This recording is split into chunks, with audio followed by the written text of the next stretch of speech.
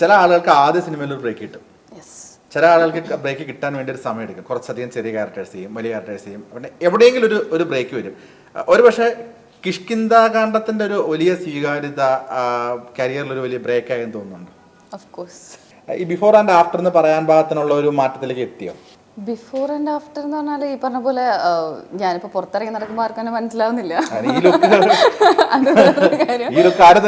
അല്ലല്ല, ആർക്കും മനസ്സിലാവുന്ന വെച്ചാൽ ആർക്കും മനസ്സിലാവുന്നില്ല. എന്റെ ഫ്രണ്ട്സ് പോലും കണ്ടിട്ട് എനിക്ക് തോന്നുന്നു OTT ഇറങ്ങിയിട്ട് കുറെ പേർക്ക് മനസ്സിലായിട്ട് എനിക്ക് ടെക്സ്റ്റ് ഒക്കെ വരുന്നത്. സോ അതുകൊണ്ട് അങ്ങനെ ഒരു ആഫ്റ്റർ ബിഫോർ ലൈഫിൽ എനിക്ക് വന്നിട്ടില്ല. പക്ഷെ കരിയർ വൈസ് വന്നിട്ടുണ്ട്. ലൈക്ക് എന്നെ ഒത്തിരി ആൾക്കാർ ഇൻഡസ്ട്രിയിൽ നിന്ന് വിളിച്ചിട്ടുണ്ട്, ഒത്തിരി ആൾക്കാർ എൻ്റെ നാട്ടിൽ നിന്ന് വിളിക്കുന്നുണ്ട്, തൃശ്ശൂരിൽ നിന്ന്. അത് എനിക്ക് ഭയങ്കര ഒരു ഈ പറഞ്ഞ പോലെ എന്താ പറയുക, ഡ്രീം കം ട്രൂ മൊമെൻ്റ് ആണ്. സോ ആ ഒരു കാര്യത്തിൽ മാത്രമാണ് എനിക്ക് അങ്ങനെ ഒരു ബിഫോർ ആൻഡ് ആഫ്റ്റർ എൻ്റെ കരിയറിൽ വന്നിട്ടുള്ളത്. ബിക്കോസ് ഞാൻ ഈ പറഞ്ഞ പാർട്ട്നേഴ്സും ഷഫീഖും ഒക്കെ ചെയ്ത് കഴിഞ്ഞതിന് ശേഷം അവരാരും എന്നെ ഒരു ആക്ടറായിട്ട് അംഗീകരിച്ചിട്ടില്ല. ഇപ്പോഴാണ് എനിക്ക് അങ്ങനെ ഒരു അംഗീകാരം കിട്ടുന്നത്. സോ അത് ആ ഒരു വഴിയിൽ എനിക്ക് അങ്ങനെയാണ്.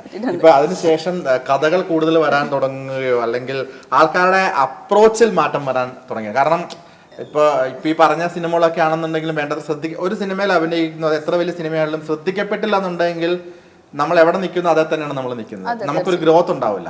അപ്പൊ നമ്മളുടെ ആളുകൾ പെരുമാറുന്നതിന്റെ ഒരു റേഞ്ച് ഉണ്ടാവും. നമ്മളൊരു ശ്രദ്ധിക്കപ്പെട്ട് കഴിഞ്ഞു കഴിഞ്ഞാൽ അതേ ആൾക്കാരുടെ പെരുമാറ്റത്തിൽ വരുന്ന ഒരു മാറ്റം നമുക്ക് വളരെ കൃത്യമായിട്ട് നമുക്ക് അത് അറിയാൻ പറ്റും. അങ്ങനെ എന്തെങ്കിലും ഒരു അപ്രോച്ചുകളിൽ മാറ്റം വന്ന സംഭവങ്ങളുണ്ടോ? അത് ആക്ച്വലി കുറേ പേരെടുത്തുനിന്ന് വന്നിട്ടുണ്ട്. ഈ പറഞ്ഞ പോലെ ഞാൻ വീട്ടിലോട്ടൊക്കെ പോകുന്ന ടൈമിൽ നാട്ടുകാരൊക്കെ ആദ്യമൊക്കെ ഞാൻ വരുമ്പോൾ വലിയ മൈൻഡൊന്നുമില്ലായിരുന്ന ആൾക്കാർ ഇപ്പോൾ കിഷ്കിന്ധാകാന്ഡത്തിലെ കുട്ടിയെ വന്നേക്കുന്നത് എന്നൊക്കെയുള്ള ആ ഒരു സംസാരം കാര്യങ്ങളൊക്കെ ഉണ്ടായിട്ടുണ്ട്. കാരണം ആസിഫ് അലീനെ അത്രയും ഇഷ്ടമുള്ള ആൾക്കാരാണ്. എനിക്ക് തോന്നുന്നു ഫാമിലി ഓഡിയൻസിന് ഏറ്റവും ഇഷ്ടമുള്ളൊരു യങ് സ്റ്റാറാണ് ആസിഫ് അലി. സോ ആ ഒരു വഴിയിൽ എല്ലാവരും എൻ്റെ അടുത്ത് വന്ന് ചോദിക്കും, ആസിഫ് അലിനെ നേരിട്ട് കണ്ടോ തൊട്ടോ എന്നൊക്കെയാണ് ആൾക്കാർ ചോദിക്കുന്നത്. അങ്ങനെയൊക്കെ ഭയങ്കര നിഷ്കളങ്കമായ ചോദ്യങ്ങളാ. ചില അമ്മയുടെയൊക്കെ ഒരു എന്താ പറയാ എൽഡേഴ്സ് ആയിട്ടുള്ള ആൾക്കാരൊക്കെ വന്നിട്ട് ഭയങ്കര നിഷ്കളങ്കമായിട്ടാണ് ചോദിക്കുന്നത്. അവിടെ അടുത്ത് വന്നിട്ട് ഫോട്ടോ ഒക്കെ എടുത്തോന്നൊക്കെയാ ചോദിക്കുന്നത്. അവർക്ക് അതൊക്കെ വലിയൊരു കാര്യമാണല്ലോ. അപ്പോൾ അങ്ങനെ നോക്കുമ്പോൾ എനിക്കത് ഭയങ്കര ഒരു ഈ പറഞ്ഞ പോലെ ഭയങ്കര ഹാപ്പി ആയിട്ടുള്ള കുറെ മൊമെന്റ്സ് ഉണ്ടായിട്ടുണ്ട്. ഇപ്പോൾ കരിയറിന്റെ തുടക്കത്തിൽ ഇപ്പം സ്ട്രഗിൾ എന്ന് പറയുന്ന ഒരു പീരീഡ് ഉണ്ടായിരുന്നു. അതിനെ എങ്ങനെ നോക്കിക്കാണുന്നു?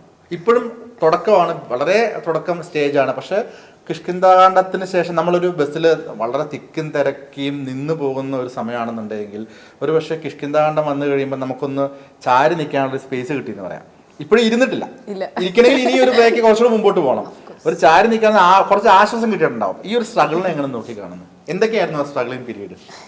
ഞാൻ ഓൾമോസ്റ്റ് ഒരു 2019 ഒക്കെ തൊട്ട് കുറേ ഓഡീഷൻസിന് പോയിട്ടുണ്ട്. ലൈക്ക് പിന്നെ ഞാൻ അറിഞ്ഞ് അതൊക്കെ കാര്യമില്ലാത്ത ഓഡീഷനുകളായിരുന്നു എന്നുള്ളത്. പക്ഷെ ഈ പറഞ്ഞ പോലെ അതൊക്കെ ഒരു എക്സ്പീരിയൻസ് ആയിരുന്നു. ഇങ്ങനെ ഓഡീഷന് പോയി നമുക്ക് തന്നെ ഒരു കോൺഫിഡൻസ് ഒക്കെ വന്നിട്ടുണ്ട്. സത്യത്തിൽ ഞാൻ പറയുന്നത് എല്ലാവരും ബിഗിനിങ്ങിൽ ഓഡീഷന് പോകണം. ഓഡീഷന് പോവുകയാണെങ്കിൽ നമുക്ക് ഈ പറഞ്ഞ പോലെ ഇപ്പൊ നമ്മള് ഷൂട്ട് അതിന്റെ ഒന്നുമല്ല, നമ്മള് ഷൂട്ടിന് പോയി നിൽക്കുമ്പോൾ നമ്മൾ പോലും പ്രതീക്ഷിക്കാത്ത കുറെ ആൾക്കാർ ചിലപ്പോൾ ചുറ്റിലുണ്ടാവും. അവരെ മുന്നിൽ പെർഫോം ചെയ്യാൻ ആ ഒരു മൊമെന്റിൽ പെർഫോം ചെയ്യാനുള്ള ധൈര്യം കിട്ടാൻ ശരിക്കും ഓഡീഷന് പോയില്ല. കാരണം സ്റ്റേജ് ഫിയർ മാറിക്കിട്ടും വെച്ചാൽ അവര് നമ്മളെ റാഗ് ചെയ്യും. ചിലർ ഓഡീഷന് നമ്മൾ ചെല്ലുമ്പോൾ നമ്മളെ ഭയങ്കരമായിട്ട് റാഗ് ചെയ്യും, ചിലർ ചൂടാവും, അങ്ങനെയൊക്കെ. പക്ഷെ അത് ഈ പറഞ്ഞ പോലെ അവർ ടെസ്റ്റ് ചെയ്യുന്നതാണ്. അത് നല്ലൊരു കാര്യമാണ് അങ്ങനെ ഓഡീഷന് പോകുന്നത്. സോ എനിക്ക് നല്ല എക്സ്പീരിയൻസ് ഉണ്ട് ഓഡീഷൻ തൊട്ട്. എനിക്ക് തോന്നുന്നു ഒരു 10-15 ഓഡീഷൻസ് ഞാൻ ആ ടൈം തൊട്ട് ഞാൻ അറ്റൻഡ് ചെയ്തിട്ടുണ്ട്. സെലക്ട് ആയിട്ടുണ്ടോ? സെലക്ട് ആവാതെ പോയിട്ടുണ്ടോ? എന്നെ ഒന്നിലും വിളിച്ചിട്ടില്ല. സത്യം അതാണ്. എനിക്ക് തോന്നുന്നു ഏതോ ഒരു സിനിമയ്ക്ക് എങ്ങാണ്ട് തന്നെ വിളിച്ചത്, പക്ഷെ ആ സിനിമ നടന്നില്ല. അത് എനിക്ക് അതിനുശേഷം ആ ടീം നാരദൻ എന്ന് പറഞ്ഞ മൂവി ചെയ്തു. അവർ ആ പ്രൊജക്റ്റ് അവർ ഡ്രോപ്പ് ചെയ്തിട്ട് അപ്പോഴത്തേനും കോവിഡിന്റെ ലോക്ക്ഡൗൺ ഒക്കെ വന്നു. പിന്നെ അവർ അതിനുശേഷം നാരദൻ വിളിച്ചു. എന്നിട്ട് എന്നെ നാരദനിലേക്ക്, എന്നിട്ട് എന്നെ ഒരു ചെറിയൊരു ക്യാരക്ടറിലേക്ക് വിളിച്ചായിരുന്നു. ഞാൻ പോയി അത് ഷൂട്ട് ചെയ്തു, പക്ഷെ അത് സിനിമയിൽ വന്നില്ല. സോ അങ്ങനെയാണ് എൻ്റെ ഓഡീഷൻ കഥകൾ. അതിനുശേഷമാണ് 2021 ഞാൻ പാർട്ട്നേഴ്സിൽ ജോയിൻ ചെയ്യുന്നത്. ഒരു ന്യൂ ഇയർ ടൈമിലായിരുന്നു അതിൻ്റെ ഷൂട്ട് തുടങ്ങുന്നത്. So still I M struggling. പക്ഷേ അത്രയ്ക്കില്ല, ആ ഒരു ടൈമിലത്തെ അത്രയും ഇല്ല. ഇപ്പോൾ എനിക്ക് എല്ലാവരുടെ അടുത്തും പറയാം, കിഷ്കിന്ധാണ്ടം എന്ന് പറഞ്ഞൊരു ലേബിൾ എൻ്റെ കയ്യിൽ ഇരിക്കുന്നുണ്ട്. എനിക്ക് പറഞ്ഞാൽ തന്നെ ആൾക്കാർക്ക് അറിയാൻ പറ്റുന്നുണ്ട്. സോ ഇപ്പോൾ ഈ പറഞ്ഞ പോലെ അന്നത്തെ സ്ട്രഗിളിൽ അല്ല ഇപ്പോൾ, പക്ഷേ സ്റ്റിൽ സ്ട്രഗ്ലിങ്. ബിക്കോസ് ഇനിയാണ് ശരിക്കുള്ള സ്ട്രഗിൾ തുടങ്ങാൻ പോകുന്നത്, അറിയാലോ. അത് അങ്ങനെയാണ്. ഇനിയിപ്പോൾ അടുത്തൊരു ബ്രേക്ക്, ഇപ്പോൾ JSK എന്ന് പറയുന്നത് ഒരു വലിയൊരു മൂവിയാണ്, ബിഗ് ബഡ്ജറ്റാണ്, നല്ലൊരു കണ്ടൻ്റാണ്. അപ്പോൾ അതെന്തായാലും സ്ട്രൈക്ക് ചെയ്യും. എനിക്ക് ആ ഒരു കോൺഫിഡൻ്റ് ഉണ്ട്. ഞാൻ കിഷ്കിന്ധാണ്ടത്തിൽ എനിക്കുണ്ടായിരുന്ന അതേ കോൺഫിഡൻസ് ഉണ്ട് എനിക്ക് JSKയിലും. ബിക്കോസ് സ്ക്രിപ്റ്റ് അത്രയും സ്ട്രോങ് ആണ്, നല്ല കണ്ടൻ്റാണ്, നല്ല മേക്കിംഗ് ആണ്, ഒത്തിരി ആർട്ടിസ്റ്റ് ഉണ്ട്, നല്ലൊരു മൂവിയാണ്.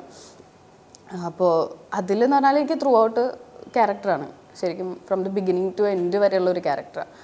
സോ അത് ഇറങ്ങിയാൽ കുറച്ചും കൂടി ആൾക്കാർ എന്നെ റെക്കഗ്നൈസ് ചെയ്ത് തുടങ്ങും. ബിക്കോസ് എന്നെ ഇങ്ങനെയാണ് അതിൽ കാണുന്നത്. അതുകൊണ്ട് ഇനി അത് കഴിഞ്ഞിട്ട് പിന്നെയും ചിലപ്പോൾ സ്ട്രഗിൾ ചെയ്യേണ്ട വരാം. ബിക്കോസ് ഇതൊക്കെ ഒരു ലക്കാണല്ലോ. സിനിമ നമ്മൾ എത്ര കിടന്ന് സ്ട്രഗിൾ ചെയ്യുന്നു അത്രയും നമുക്ക് ഫ്രൂട്ട്ഫുൾ ആയിരിക്കും. അപ്പോൾ ലെറ്റ്സ് സീ, അത്രേ പറയാൻ പറ്റുള്ളൂ.